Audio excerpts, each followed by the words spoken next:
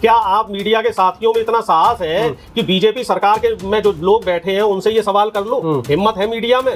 कहीं ना कहीं मीडिया अपना रोल ईमानदारी से करना बंद कर चुकी है और यही वजह है कि संसद अब आवारा हो गई है और सत्ता पक्ष के जो लोग हैं वो निरंकुश हो गए, सुनसान हो गए ना, इसलिए आवारा हो गए ना। मीडिया ने सवाल करना आप तो कुछ समाजवादी नेता है, लोहिया की बात भूल गए आप। मीडिया ने खबरें दिखानी बंद कर दी। पहले तो जो प्रिंट मीडिया था वो हमारे साथ रहता था, प्रिंट मीडिया पहले डरता नहीं था, लेकिन जब से ये मीडिया डिजिटल मीडिया जब आप मीडिया के साथ नहीं तो मीडिया तो डरेगा ना। डिजिटल मीडिया को बड़ा बड़ा चंदा सरकार से मिलने लग गया है, तब से ये मीडिया सरकार की जब विपक्ष जनता के साथ नहीं, मीडिया के साथ नहीं, संस्था के साथ नहीं, तो फिर तो डरेंगे ही लोग। विपक्ष किसके साथ है बताइए श्रीमान? विपक्ष के साथ है। आप बताइए ना किसके साथ है? आपके हिसाब से विपक्ष तो अपने आप को बचाता फिर आप। हाँ, ये बात सही कह रहे हैं। अगर विपक्ष को अपने आप को बचाना होता तो ये जो तमाम SIR के मुद्दे, जो ये नीट का मुद्दा, बेरोजगारी का मुद्दा, भ्रष्टाचार का मुद्दा, जो प्रधानमंत्री ने अभी डीजल पेट्रोल को लेकर बात कही कि आप डीजल पेट्रोल का कम यूज करो, सोना ना खरीदो, विदेश यात्राएं ना खरीदो, तो विपक्ष ये मुद्दे नहीं उठाता। विपक्ष तो बेवकूफ है, ये जो तमाम मुद्दे उठा रहा है ये अपने आप को बचाने समझा पाए जनता को कि ये मुद्दे हम आप समझा पाए जनता को? जनता समझ रही है,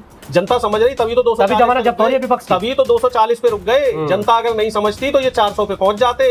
जनता से गलती हो गई थी, जनता इनके झूठ के प्रपंचों में फंस गई थी, इसी वजह से 2019 में इनको क्लियर मैंडेट दे दिया। अब जनता विपक्ष की बातों को समझ गई है, इसी वजह से इनको हाशिए पे लटका। आप मीडिया की बात कर रहे हैं, मीडिया में आजकल राजकुमार भाटी जी की बड़ी चर्चा हो रही है, आप भी बड़ा मानते हैं उनको, क्या कहना है? देखिए, राजकुमार भाटी जी के बारे में मैं क्या कह सकता हूँ, बड़े प्रवक्ता हैं, समाजवादी हैं वो भी। बड़े, आप भी समाजवादी हैं, लोहियावादी हैं भाई, बड़े प्रवक्ता हैं और बड़े बुद्धिजीवी हैं, तो उनके बारे में क्या कहे? उन्होंने जो कहा सही कहा, गलत? मैं उस पर कोई टिप्पणी नहीं कर सकता, वो उनकी व्यक्तिगत राय है। ना तो मैं उनके पक्ष में कुछ कहूंगा, ना मैं उनके विपक्ष में कुछ कहूंगा। इस तरह के विवादों में ना तो मैं पढ़ता हूँ और ना इस तरह के बहस में मैं हिस्सा बनना। इस बयान को छोड़कर तो सब ठीक कहते थे, पहले सामाजिक न्याय की बात करते थे। हर व्यक्ति में, समाज में तमाम तरह की कुरीतियां होती हैं, ठीक है, तमाम अच्छी और बुरी बातें होती हैं समाज में, लेकिन जरूरी नहीं है कि हर बात को पब्लिक डोमेन पे रखा जाए। बहुत सी बातें ऐसी गलती कर दी राजकुमार भाटी जी ने। मैं ये नहीं कह सकता कि उन्होंने गलत किया या सही किया, वो उनकी अपनी व्यक्तिगत राय है।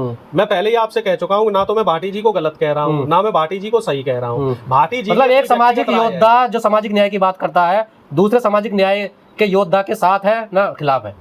मैं आपसे क्या कह रहा हूँ कि इस मामले में जो उनके द्वारा की गई व्यक्तिगत टिप्पणी है, ये उनकी निजी राय है, ना तो मैं इसके पक्ष में हूँ ना इसके विरोध में हूँ। और रही बात सामाजिक न्याय को लेकर, तो सामाजिक न्याय में निश्चित तौर पे भाटी जी जो अपने जो सामाजिक न्याय के मुद्दों को लेकर जो मुखरता से रखते हैं, जो मनवाद और देश में फैसले पाखंड का जो विरोध करते हैं, तो उन सब बातों से, उनकी बातों से तो हम लोग सीखते हैं। मतलब अच्छे आदमी है? नहीं, व्यक्तिगत रूप से तो अच्छे आदमी है, लेकिन जबान से खराब हो गए। अब मैं, आप उस बात को ज्यादा मतलब तय तक मत जाइए। मैं पैसे ही कह रहा हूँ कि मैं उनके जो ये बयान है, तो इस पे मैं कोई टिप्पणी। आज वो मुसीबत में है, उनके पुतले फूके जा रहे हैं, धमकी दी जा रही है, आप उनके साथ खड़े हैं?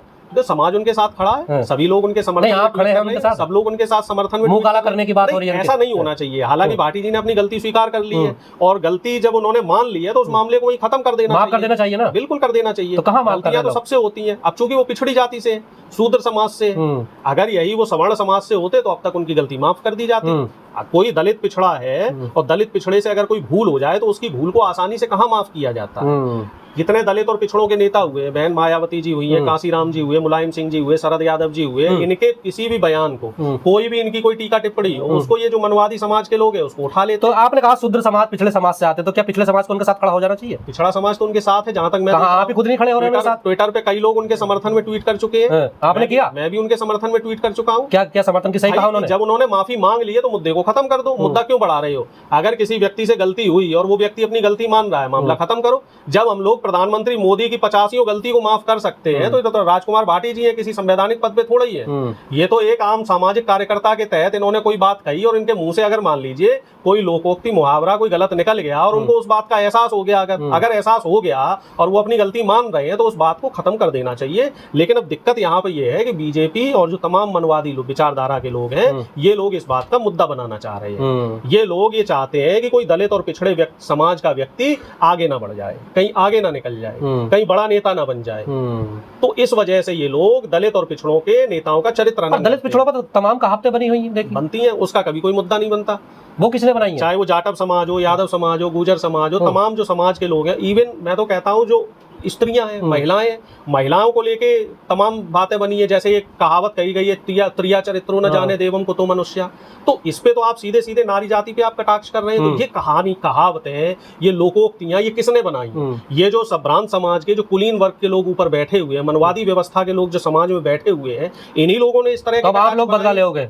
नहीं, बदला नहीं लेंगे। मगर हम तो समाज को जागृत कर रहे हैं कि समाज में जो भी कुरीतियां हैं, एक तो पहले तो जातिगत टिप्पणियों से हमें बचना चाहिए। किसी के ऊपर जातिगत रूप से छीटाकशी नहीं करनी चाहिए। जाति खत्म हो जानी नहीं चाहिए। जाति तो देखिए हमारे देश में नहीं खत्म हो सकती जब तक ये देश में ये जो मनवादी व्यवस्था है, ये जाति खत्म नहीं हो सकती। जब आप शादी गोत्र देख के कर रहे हो जाति के अंदर, और जब आप कहीं किसी व्यक्ति के से मिलते हो तो सबसे पहले उसकी जाति पूछते हो, तो कैसे जाति खत्म होगी?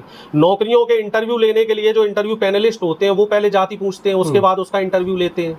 मीडिया में आप चले जाओ तो सबसे ज्यादा तो आपके मीडिया में जातिवाद है। 95% मैं ये मानता हूँ कि मनवादी व्यवस्था के लोग मीडिया में बैठे हुए हैं। इसके बाद आप मनुस्मृति को भी नहीं मानते, आप जुडिशरी में मनवादी बार-बार कह रहे हैं। जुडिशरी में 90% से ज्यादा लोग बैठे हुए हैं। मैं तो मनवाद का विरोध करता ही हूँ, मनुस्मृति को संविधान को मानता हूँ। मनुस्मृति देश में सिर्फ एक ही किताब है जिसको हर व्यक्ति को मानना चाहिए। देश में सिर्फ एक ही कानून है, संविधान का कानून, जिसको हर व्यक्ति को मानना चाहिए।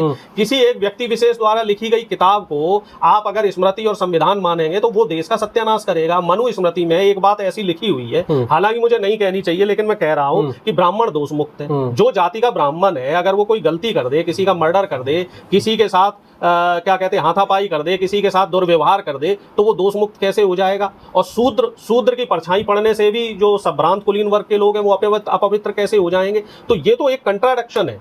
किसी भी जाति में पैदा होने से व्यक्ति महान नहीं होता है। महान होता है व्यक्ति अपने विचारों से, अपने कर्मों से। ठीक है।